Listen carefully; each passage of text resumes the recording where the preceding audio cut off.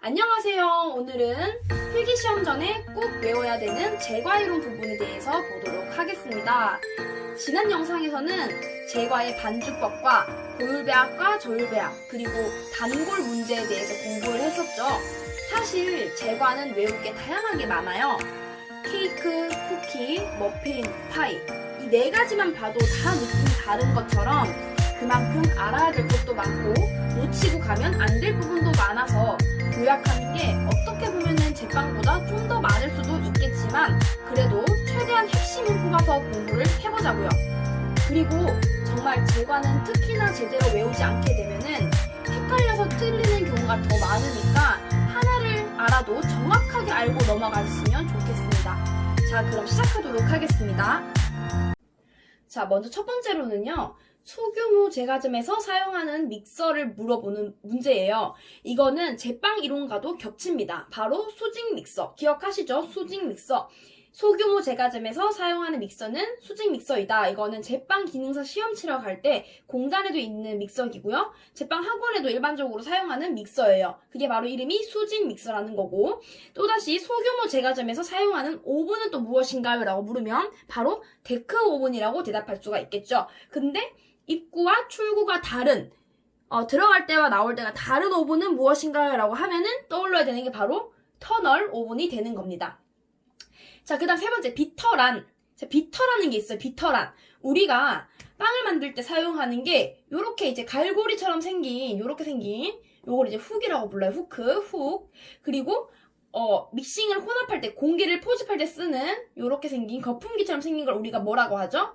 휘퍼라고 하죠. 휘퍼. 자, 훅과 휘퍼가 있어요. 근데 비터라고 하는 것은요, 약간 삽처럼 생겼어요. 삽. 약간 요렇게 해서 요런 식으로 삽처럼 생겼습니다. 자, 이거는 돌아가면서 가루를 살짝 유지의 피복을 지킬 때 사용을 하는 건데요. 이거는 블렌딩법에 이용하는 도구입니다. 블렌딩법에 이용하는 도구는 비터라고 하고, 요거는 믹서에 연결하여 재료를 혼합한다가 되는 거겠죠. 비터, 훅, 휘퍼. 요거 헷갈리지 마시고 꼭 기억하시고요. 비터는 보통 제과의 블렌딩법에 이용한다. 꼭 기억하세요.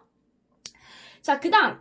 자, 반죽을 얇게 밀어 펴는 기계예요. 우리가 밀대로 반죽을 얇게 밀어 펴잖아요. 근데 밀대 말고 얇게 밀어 펴주는 기계가 있습니다. 그게 바로 파이 롤러라고 하는 건데, 보통 페스츄리 밀어 펼 때 파이 롤러를 써요. 페스츄리나 파이 이런 거 밀어 펼 때 파이 롤러를 사용합니다. 자, 문제가 반죽을 얇게 밀어 펴는 기계로 뭘까요? 라고 하면 파이 롤러가 맞지만, 그러면 파이 롤러를 사용하는 반죽 중에 아닌 것은? 이라고 물어볼 때가 있어요. 1번 페스츄리, 2번 파이, 3번 스위트롤, 4번 롤케이크 이렇게 물어봅니다. 그러면 답은 롤케이크가 되는 거겠죠. 왜? 롤케이크는 반죽을 부어서 팬닝을 한 후에 걔는 굽고 나서 말아주는 게 롤케이크인데, 이 파이롤러가 하는 것은 반죽 자체, 생반죽 자체를 그냥 밀어 펴는 거잖아요. 스위트롤, 페스츄리, 파이 이런 것들은 다 밀어 펴는 건데, 이제 롤케이크는 그게 아니니까 요것도 꼭 문제가 이런 식으로 나온다는 것도 같이 기억을 하시고요. 자, 5번째, 6번째, 5번, 6번, 7번, 8번 같은 경우는 지난 시간에 앞서 설명을 했지만 제가 또 적은 이유는 아시죠? 오늘은 핵심 요약이기 때문에 요 문제에 대해서 좀 많이 나와요. 반죽형과 거품형의 정확한 차이. 자, 케이크의 필수 재료는 밀가루, 설탕, 계란, 반죽형에는 유지가 반드시 들어갑니다. 고체 유지, 마가린, 버터, 쇼트닝 이런 유지가 꼭 들어가는 거. 자, 거품형 케이크의 필수 재료는 밀가루, 설탕, 계란 중에서 계란으로 공기를 포집하는 게 중요한 게 되는 거겠죠. 자, 그러면 반죽형 방법의 종류와 특징을 보시면은 4가지. 크림법, 블렌딩법, 설탕물법, 1단계법이 있어요. 요거는 제가 말씀 안 드려도 이제는 아시죠? 크림법은 유지에다가 설탕, 블렌딩법은 유지에다가 가루, 설탕물법은 설탕 2대 물 1 해서 설탕물을 만들어서 사용, 1단계법은 모든 재료를 다 넣어서 혼합 또는 믹싱, 1단계법은 다른 말로 단단계법. 기억하시죠? 자, 거품형은 공리법, 변리법. 요 1단계법이 공리법이 될 수도 있다라는 거죠. 왜? 1단계법은 모든 재료를 넣는 거기 때문에 거품형이 될 수도 있고 반죽형이 될 수도 있다라는 거예요. 그래서 공리법은 이제 전란을 믹싱하는 거고, 변리법은 흰자와 노른자를 별개로 분리해서 각각 믹싱해서 혼합을 하는 방법입니다. 자, 그리고 9번째 볼게요. 물리적과 화학적으로 팽창하는 방법은 나왔어요. 자, 시폰법. 우리 시폰 케이크 아시죠? 시폰 케이크는 가운데가 뻥 뚫려 있는 케이크입니다. 자, 요거는 이제 어떻게 하느냐? 시폰법이라고 해도 결국 흰자와 노른자를 분리하는데, 변리법은 각각 믹싱하지만 시폰법은 노른자는 믹싱을 하지 않고 흰자만 믹싱해서 혼합을 한 후에 올리는 이제 그런 방법이잖아요. 그러면 둘 다 믹싱이 안 되어 있기 때문에 흰자는 믹싱을 해서 물리적으로 팽창을 하지만 노른자는 믹싱을 하지 않기 때문에 베이킹 파우더를 좀 더 첨가해서, 즉 화학적으로 이제 팽창을 하게 되는 겁니다. 그래서 문제가 물리적 플러스 화학적으로 하는 방법은 묻거든 시폰법이 되는 거고요. 시폰법은 제가 시폰 케이크 말고도 뭐 하라고 했죠? 엔젤 푸드 케이크 기억하시죠? 엔젤 푸드 케이크, 시폰 케이크, 엔젤 푸드 케이크는 시폰 틀에다가 팬닝을 한다. 시폰 틀은 틀 특성상 유산지를 깔 수도 없고 기름칠을 하게 되면 겉표면이 딱딱하게 튀긴 것처럼 나오기 때문에 이 시폰 틀을 사용할 때 사용하는 이형제로서는 뭐였다고요? 바로 물이 되는 거겠죠. 물칠을 해서 물을 뿌려서 거기다 반죽을 넣어야지 얘가 잘 떨어진다가 되는 거겠죠. 요것도 같이 기억을 하시면 되겠습니다. 자, 그 다음으로는 이제 비중을 구하는 공식을 보겠습니다. 비중이 뭐죠? 반죽 속에 들어있는 공기의 함량이에요. 이 반죽 속에는요, 공기가 얼마나 들어있고 얼마나 부푼지를 측정하는 것을 비중 측정이라고 합니다. 구하는 공식, 물무게 분의 반죽 무게, 즉 반죽 무게 나누기 물무게가 되는 거겠죠. 자, 이때는요, 반죽이 들어있는 그 컵 무게를 빼셔야 되고요. 물을 담은 컵 무게도 빼셔야 됩니다. 순수한 반죽과 순수한 물로만 구하시는 게 맞아요. 시험을 치러 가시면, 제과 실기 시험을 치러 가실 때 이제 비중을 구하라고 하는 경우가 있어요. 그럴 때에는 이제 노트가 아니라 그 종이를 줍니다. 종이랑 볼펜을 줘요. 그때 이제 적어서 공식을 구해가지고 내가 만든 케이크의 공식이랑 뭐 답까지 다 써서 제출을 하는 방식으로 되어 있습니다. 그래서 비중은 꼭 필기뿐만이 아니라 실기까지도 이어서 알고 계셔야 되고요. 실기장에서는 계산기 준비하실 수 있으니까 이것도 참고해서 알아두시면 되겠습니다. 자, 11번. 파운드 케이크의 비용적이 나옵니다.